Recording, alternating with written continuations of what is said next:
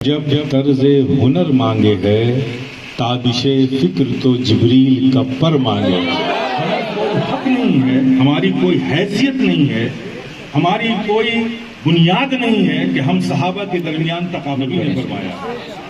علی کا ذکر عبادت، علی کا دیکھنا عبادت۔ دیکھنا ہمارے قسمت میں نہ تھا، ذکر تو ہمارے اختیار میں ہے، اور ہم تو اہل محبت ہیں۔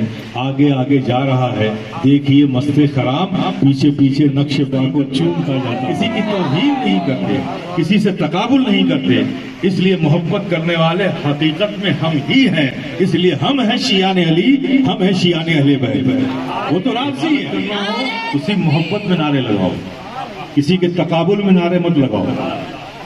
سمجھیے کا نعرہ ہے یا حسن یا حسین۔ اور جب نبی نے دونوں نواسوں کو الگ نہیں کیا، جہاں نبی نے جو بھی بات کہی حسن حسین، الحسن والحسین، الحسن والحسین، الحسن والحسین، جو بھی کہا نبی نے دونوں نواسوں کا نام لیا، تو ہم کیوں ایک نواسے کو الگ کرتے؟ ایک نعت لکھنا بھی عجب طرز ہنر مانگے ہے تابش فکر تو جبریل کا پر مانگے۔ تابش فکر تو جبریل کا پر مانگے ہے۔ اور ایک آخری بات کہہ دوں اس حوالے سے، تابش فکر تو جبریل کا پر مانگے ہے اسی کو بس ثنائے مصطفیٰ لکھنے کا حق، ہے اسی کو بس ثنائے مصطفیٰ لکھنے کا حق، جس قلم کی روشنائی میں ہو شامل احتیاط، جس قلم کی روشنائی میں ہو شامل احتیاط۔ دوسری بات، میرے ایک نعت خواں تھے، انہوں نے پڑھا تھا کتھے مہر علی کتھے ان کی ثنا۔ انہوں نے کہا تھا، اور مہر علی شاہ صاحب نے لکھا بھی ہے کہ گستاخ اکھیاں کتھے جالویاں۔ یہ ان کی عاجزی ہے، ان کی انکساری ہے کہ وہ اپنے آنکھوں کو گستاخ کہہ رہے ہیں، لیکن گروہ ولایت میں اہل سنت والجماعت میں حضرت مہر علی شاہ صاحب کا بڑا مقام ہے۔ تو میں سمجھتا ہوں کہ ہمیں گستاخ نہیں کہنا چاہیے، ہمیں مشتاق اکھیاں کتھے جا لڑیاں، کتھے مہر علی کتھے ان کی ثنا، مشتاق اکھیاں کتھے جا لڑیاں۔ تو میرے خیال سے ہمیں نہیں کہنا چاہیے، وہ کہیں ان کے لیے ٹھیک ہے، لیکن ہم سب تو محبت کرنے والے، تعظیم و تکریم کرنے والے ہیں۔ ہم تو یہی کہیں گے کہ مشتاق اکھیاں کتھے جا لڑیاں۔ حضرات، تیسری بات، سننے سنانے کے ماحول میں اکثر شعراء اور نعت خواں، یہ میری اپنی رائے بھی ہے اور اپنی پسند بھی ہے، لوگ کہہ دیتے ہیں کہ ہمیں جنت کی ضرورت نہیں ہے، ہمارے لیے تو مدینہ ہی کافی ہے۔ کہتے ہیں عذرا ہے محبت، لیکن میں تھوڑا سے آپ کے فکر و شعور کو ایک نہج پر پہنچانا چاہتا ہوں کہ جنت تو تب ملے گی نا، جنت میں سب سے پہلے تو سرکار جائیں گے، سرکار کے بعد سب جائیں گے نا۔ جب مدینے سے سرکار جنت میں چلے گئے تو آپ جنت میں رہ کے کیا کریں گے؟ مدینہ مدینہ تو اس لیے ہے کہ سرکار وہاں ہے نا، اور جنت میں سب سے پہلے سرکار جائیں گے۔ خاتون جنت کی عنایت دیکھیے، ان کا کرم دیکھیے، چونکہ وہ ہمراز مصطفیٰ تھیں، مزاج آشنائے مصطفیٰ تھیں، فوراً ہی پوچھتی ہیں یا رسول اللہ، اور میرے بعد وہ جو مجھ سے محبت کرتے ہیں۔ آقا نے فرمایا کہ بیٹی میرے بعد تم جنت میں جاؤ گی۔ خاتون جنت مزاج آشنائے رسول تھی، ہمراز مصطفیٰ تھی، فوراً پوچھا یا رسول اللہ وہ لوگ جو ہم سے محبت کرتے ہیں؟ کہا بیٹی وہ تمہارے پیچھے جنت میں جائیں گے۔ اہل سنت والجماعت کی راہ اعتدال کی راہ ہے، نہ ہم کسی کے مقام و منصب میں غلو کرتے ہیں، نہ کسی میں ہم کمی کرتے ہیں۔ نہ کمی کرنا ہمارا کام ہے، نہ محبتوں میں غلو کرنا ہمارا کام ہے۔ اور آج اہل سنت والجماعت اسی بیچ سے گزر رہی ہے۔ ایک قوم وہ ہے جو محبت میں غلو کر گئی، اور دوسروں کی توہین کر گئی تقابل کر کے، وہ رافضی بن گئی۔ لیکن میرے پیارے، مجھے حیرت ہے، رافضیت کی گمراہی سے کسی کو انکار نہیں، لیکن اہل سنت والجماعت میں ایک طبقہ اور ہے جو سنی کہتا تو ہے لیکن اس کا عمل ناسبیت کا ہے۔ عمل کیا ہے؟ ناسبیت کا ہے۔ اب ہمارے لیے بڑی پیچیدہ راہ ہے، ایک طرف رافضیت کی کھاڑی ہے، دوسری طرف ناسبیت کا دلدل ہے۔ اب ان لوگوں سے پوچھو رافضیت کی کیا پہچان ہے؟ اہل بیت اطہار و مولا علی کی محبت میں وہ غلو کر گئے اور صحابہ سے تقابل کرنے لگے، ان کے گستاخ بن گئے، اس لیے وہ رافضی ہو گئے۔ اب اپنے کو کہنے والے، سنی کہنے والے، ان سے پوچھو کہ جب بھی اہل بیت کا ذکر ہوتا ہے تم دوسرے صحابہ سے ان کا تقابل کیوں کرنے لگتے ہو؟ اسی تقابل کی بنیاد پر تو وہ رافضی ہوئے۔ تم بھی یہی تقابل کر رہے ہو، کیا اہل بیت صحابی نہیں ہے؟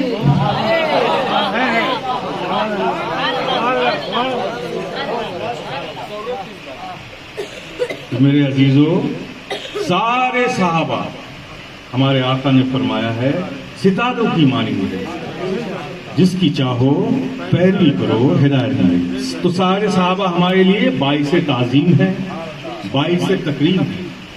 یاد رکھو، خبردار، اپنے آپ کو بچاؤ۔ ہمیں کوئی حق نہیں ہے، ہماری کوئی حیثیت نہیں ہے، ہماری کوئی بنیاد نہیں ہے کہ ہم صحابہ کے درمیان تقابل کریں۔ جو شخصیتیں 1400 سال پہلے گزری ہیں، 1400 سال کے بعد کا انسان ان صحابہ کے درمیان تقابل کرے، اس سے بڑی محرومی کی کوئی اور بات نہیں ہو سکتی۔ سارے صحابہ کی، ہاں میں یہ کہوں گا، تعریف کرو، اہل بیت کی تعریف کرو، مولا علی کی تعریف کرو۔ نبی نے فرمایا، علی کا ذکر عبادت، علی کا دیکھنا عبادت۔ دیکھنا ہماری قسمت میں نہ تھا، ذکر تو ہمارے اختیار میں ہے،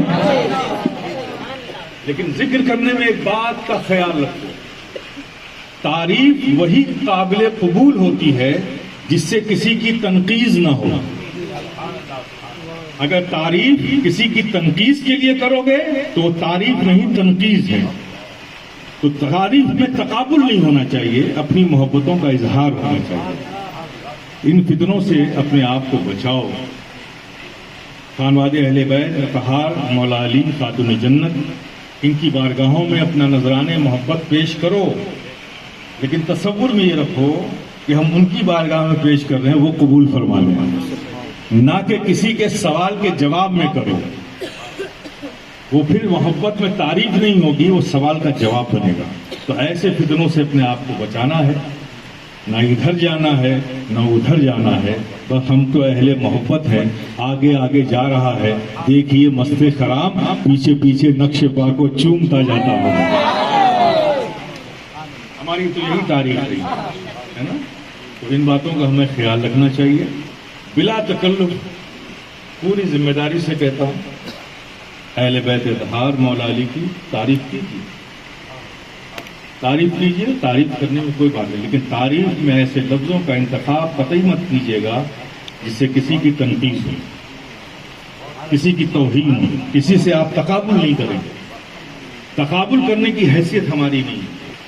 سارے صحابہ ہمارے لیے باعث تعظیم ہیں، باعث تکریم ہیں۔ اس بات کا خیال رکھیے گا اور کوئی خوف کھانے کی ضرورت نہیں۔ ایک غلط اصطلاح جو ہے گڑھ لی گئی ہے۔ ہم ایسے لوگوں کو جو اہل بیت کی محبت اور مولا علی کی محبت میں غلو کر گئے اور دیگر صحابہ سے تقابل کر بیٹھے اور ان کی توہین کر بیٹھے، ہم انہیں شیعہ کہنے لگے۔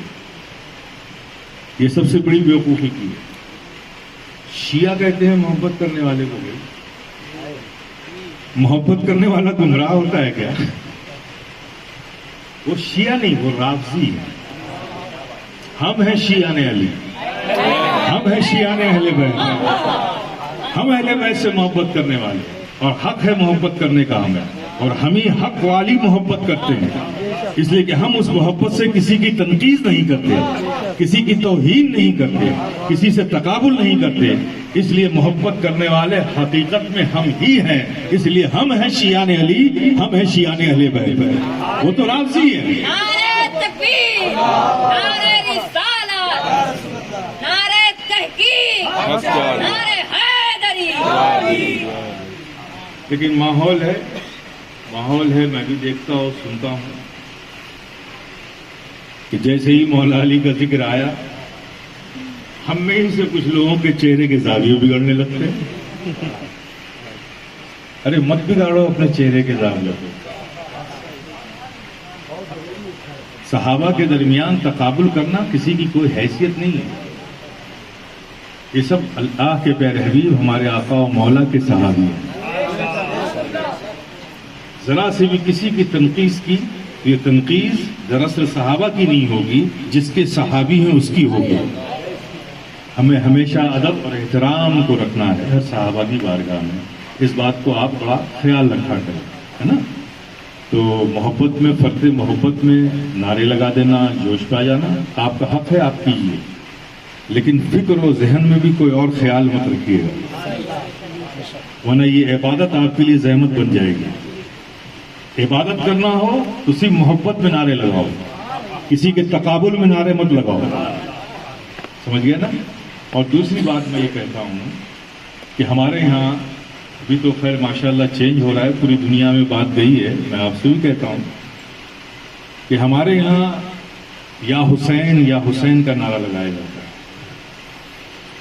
تو حقیقت یہ ہے کہ یہ نعرہ سنیوں کا نعرہ نہیں ہے،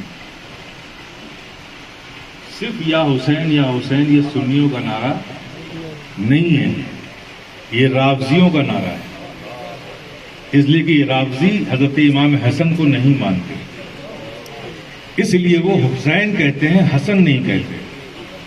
ہم نے بچپن میں سنا اور بہت زمانے تک سنا، اب یہ بدلاؤ آیا ہے، یہ بڑی خوبصورتی کے ساتھ انہوں نے اپنے چبائے ہوئے نوالے ہمارے منہ میں ڈال دیے اور ہم بھی یا حسین کہنے لگے۔ سنیوں کا نعرہ ہے یا حسن یا حسین۔ اور جب نبی نے دونوں نواسوں کو الگ نہیں کیا، جہاں نبی نے جو بھی بات کہی حسن حسین، الحسن والحسین، الحسن والحسین، الحسن والحسین، جو بھی کہا نبی نے دونوں نواسوں کا نام لیا، تو ہم کیوں ایک نواسے کو الگ کرتے ہیں، ایک نواسے کو یاد کرتے ہیں؟ ہم نبی کی سنتوں پر عمل کرنے والے ہیں، اس لیے ہمارا نعرہ ہے یا حسن یا حسین۔ تو شعراء اپنے اشعار میں، خطیب اپنی خطابت میں، نعرہ لگانے والے اپنے نعروں میں اس بات کا لحاظ رکھیں تاکہ دور سے معلوم ہو جائے یہ کسی اور کی محفل نہیں، اہل سنت والجماعت کی محفل ہے۔ اپنا سمبول ہمیشہ رکھیے، سمجھ گیا نا، یہ علامت تھی ہماری، اس بات کا بھی خیال رکھیے۔ اتنا سب کچھ سمجھ گئے، میرے خیال سے اتنا کافی ہے، ورنہ بات بڑی لمبی چلی جائے گی۔